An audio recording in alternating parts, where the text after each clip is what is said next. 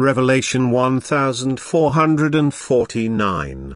From the 2nd of June 1940. Living beings.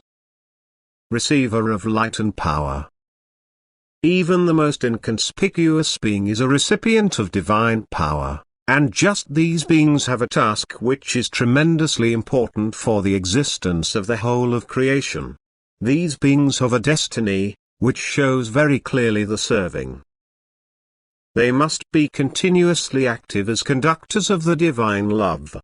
Because divine love is power, which has to be imparted to all beings, and this imparting happens through exactly those smallest living beings, whose task it is to bring everything coming into contact with him into connection with each other, so to speak, so that that contact is established, which enables acceptance of divine power. However, this process is independent of the will of the individual, how far he gives consent to the wish to receive this power. Therefore the most inconspicuous beings are destined to give themselves up to a process which again secures the existence of other living beings. At the same time, however, they are allowed to enter into the state of a certain activity, and this is already the first stage of redemption.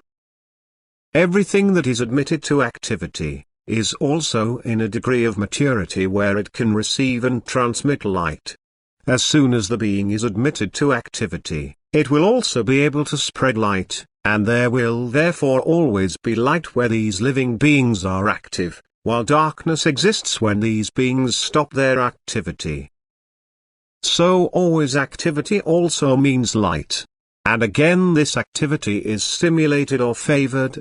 The more intensively the radiation of the divine light donor affects the light-receiving being, the living beings must exercise the functions which are assigned to them by God. They must therefore be active, need power from God for this, received this and have now entered the circuit of divine love, which means unimaginable graces for the being. Now they walk in the light, they feel the benefit of it, it stimulates the urge for activity, and activity is the state of the liberated, the redeemed. However, for the human eye, the activity of the smallest living beings is hardly perceptible.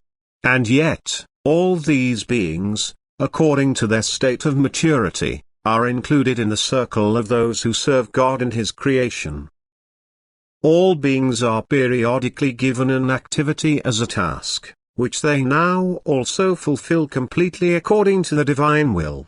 The living being is always put again into the state of rest, of inactivity, to enable the benefit of the activity to have an effect on it again and again, because it recognizes in the alternation of activity and rest, that activity corresponds to the liberated state, while rest corresponds to the state of banishment in the solid form. Therefore, the smallest living being, once it is admitted to activity, will fulfill its task in all industriousness and thus serve as a light and power conductor in the creation of all beings. Amen.